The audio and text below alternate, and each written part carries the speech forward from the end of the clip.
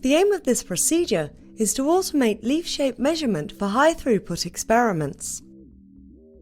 This is accomplished by first dissecting the leaves and imaging them with a flatbed scanner.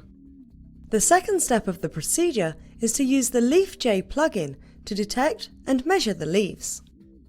The third step is to prepare the leaves for microscopy and photograph them using a compound microscope.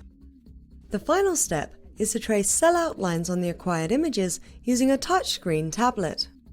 Ultimately, the results can show differences in leaf shape, cell size, and cell number through this combination of image analysis. The main advantage of this technique over existing methods is its speed. It's about 6 times faster than manual measurement. Individuals new to this method may struggle because proper leaf placement is critical for downstream analysis, and because mounting leaves on slides can be technically challenging. I first had the idea for this method when I realized we had about 15,000 leaves to analyze, and doing it by hand would take many months and be incredibly boring.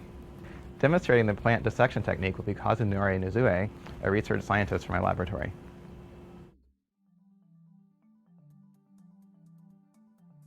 Begin by preparing 8.5 by 11-inch transparency sheets. Each sheet should be split into rectangular frames large enough to accommodate the leaves from one plant.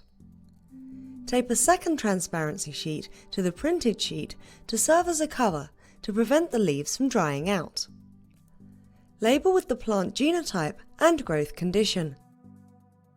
Dissect the leaves of the 26-day-old plants. Arrange the leaves on the transparency in phylotactic order from youngest to oldest. Position the leaves vertically within the frame